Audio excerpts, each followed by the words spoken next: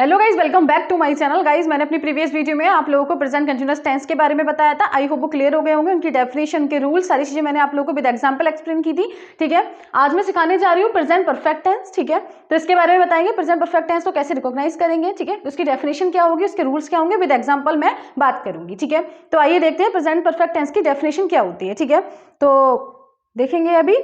ठीक है, देखिए गाइज, अब इसकी डेफिनेशन क्या होगी।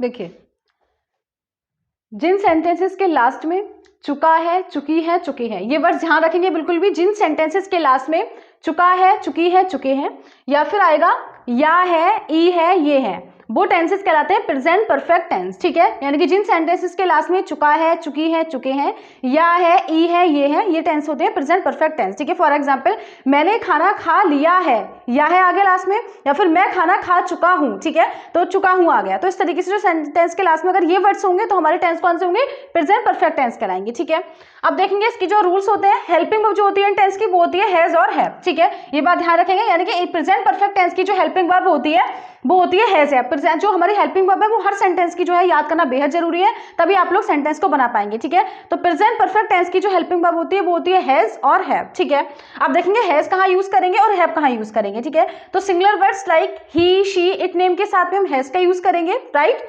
Then you, we, they and I के साथ में हम यूज करेंगे हैव का यूज। ठीक है, जहां पर एक वचन होगा यानी कि सिंगुलर सब्जेक्ट होगा वहां पर हम हैज का यूज करेंगे, जहां पे प्लूरल सब्जेक्ट होगा वहां पर हम हैव का यूज करेंगे, राइट।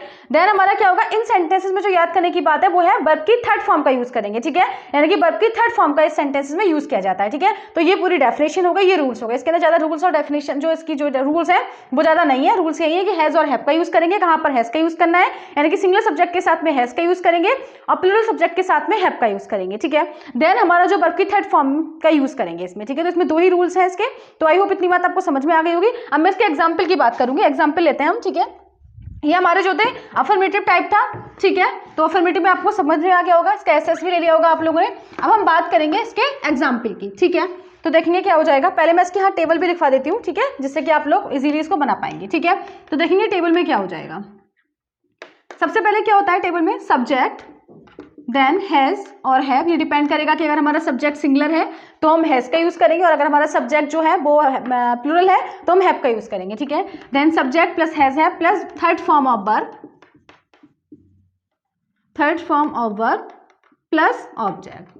ठीक है, तो इतनी बात आप लोगों को समझ में आ गई। मैंने पहले भी प्रीवियस वीडियोस में बोल रखा है, अगर किसी को सब्जेक्ट, वर्ब, ऑब्जेक्ट के बारे में नॉलेज नहीं है तो you can share your doubts with me. मैं आप लोगों को इजीली इसके ऊपर भी एक वीडियो बना दूंगी। ठीक है, अब इसका एग्जाम्पल लेते हैं हम। क्या होगा इसका एग्जाम्पल।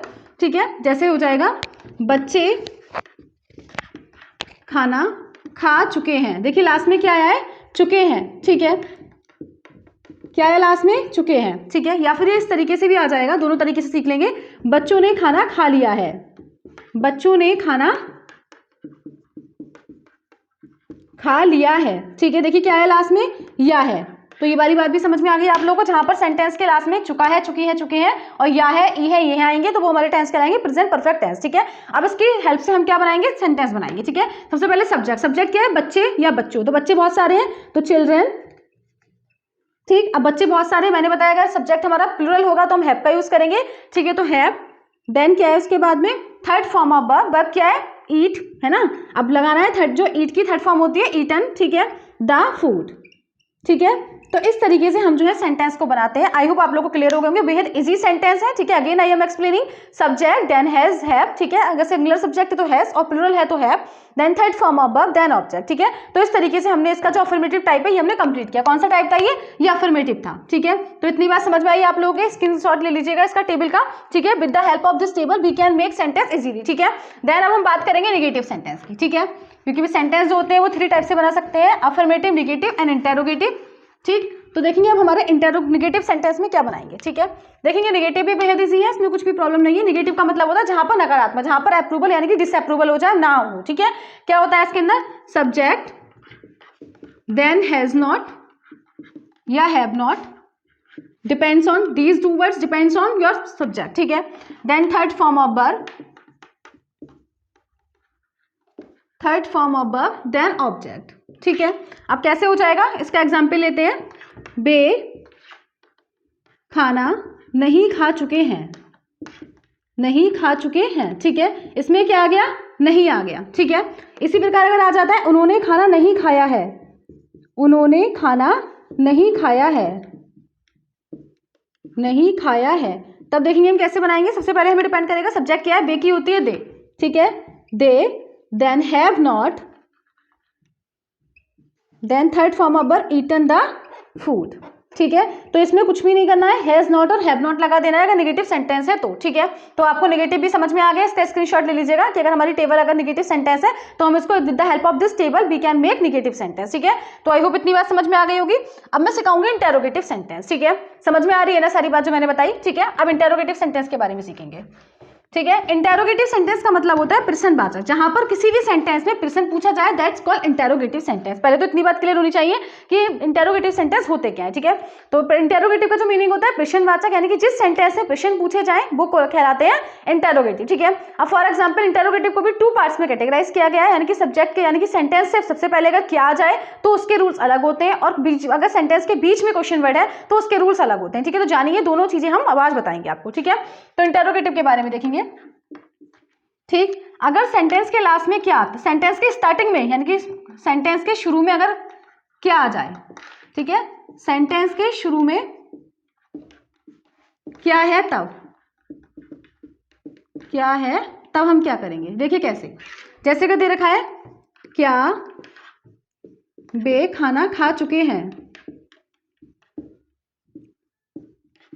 तो देखिए मैं डे 1 से आप लोगों को बता रही हूँ, जब से मैंने सेंटेंस स्टार्ट किए थे, कि अगर सेंटेंस के स्टार्ट में क्या आ जाता है तो सबसे पहले हेल्पिंग वर्ब लगाते हैं। क्या लगाते हैं, हेल्पिंग वर्ब। तो हमने क्या लगा दिया, इसकी हेल्पिंग वर्ब क्या होती है, हैव, ठीक है। हैज या हैव है, दे के साथ क्या लगेगा, have, then they eaten the food, ठीक है। और क्वेश्चन वर्ड जो मार्क है वो लगाना बिल्कुल नहीं भूलेंगे, ठीक है। तो इस तरीके से हमने have they eaten the food, हमने इस सेंटेंस को कंप्लीट किया, ठीक है। अगर सेंटेंस के स्टार्टिंग में क्या है तो हम इस तरीके से सेंटेंस को बनाएंगे, सबसे पहले हेल्पिंग वर्ब लगाएंगे, ठीक है। अगर हमारा सब्जेक्ट सिंगुलर है तो हैज लगाएंगे, सब्जेक्ट प्लूरल है तो वी विल यूज हैव, ठीक है। इतनी बात समझ में आ गई। अब नेक्स्ट हमारा क्या होता है, अगर हमारा क्वेश्चन वर्ड सेंटेंस के मिड में तब क्या करेंगे, ठीक है। समझ में आई इतनी बात, ठीक है। अब देखेंगे नेक्स्ट क्या है, अगर सेंटेंस के मिड में, सेंटेंस के मिड में क्वेश्चन वर्ड है तब के हम क्या करेंगे, ठीक है। वर्ड है तब हम क्या करेंगे, ठीक है। तो देखेंगे इसकी टेबल देख लेते हैं, ठीक, जिससे कि आपको इजीली बना देंगे। इंग्लिश ऑफ क्वेश्चन वर्ड बनाएंगे, ठीक है।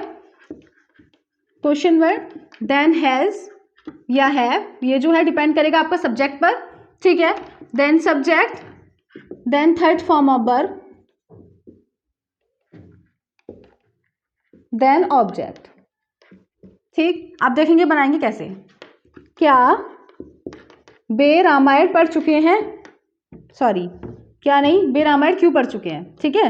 बे रामायण क्यों पढ़ चुके हैं, तो देखिए सबसे पहले क्यों की इंग्लिश आएगी, ठीक है। बताया था अगर सेंटेंस के मिड में क्वेश्चन वर्ड तो सबसे पहले इंग्लिश ऑफ क्वेश्चन वर्ड, तो क्यों की आ जाएगी, ठीक है। क्योंकि क्या होगी, वाई, देन उसके बाद क्या लगाना है, क्वेश्चन वर्ड हैज और हैव, यानी कि हैव लगाएंगे, ठीक है। वाई हैव दे, अब हमारी पढ़ने की जो थर्ड फॉर्म होती है वो होती है रीड ही होती है, ठीक है। बस प्रोनाउंसिएशन चेंज हो जाता है, ऐसे रीड, रेड, रीड, ठीक है। तो why have they read the Ramayana, ठीक है। तो आई होप आप लोगों की जो सेंटेंस है वो क्लियर हुए होंगे, ठीक है। देखिए मैं दोबारा बता रही हूँ, अगर हमारे सेंटेंस के मिड में क्वेश्चन वर्ड है तो सबसे पहले क्वेश्चन वर्ड, देन हैज और have, then subject plus third form of verb plus object, ठीक है। जैसे बे रामायण क्यों पढ़ चुके हैं तो सबसे पहले क्वेश्चन वर्ड, इंग्लिश को ऑफ क्वेश्चन वर्ड आ जाएगा, ठीक है। वाई, फिर हमारा जो सब्जेक्ट है वो प्लूरल है तो have they read the Ramayana, ठीक है। अगर यहाँ पर होता वह रामायण क्यों पढ़ चुका है तो why has he read the Ramayana, या फिर उसने रामायण क्यों पढ़ ली है तो why has he read the Ramayana, ठीक है। तो इस तरीके से हमारे जो प्रेजेंट परफेक्ट टेंस है वो कंप्लीट हुए।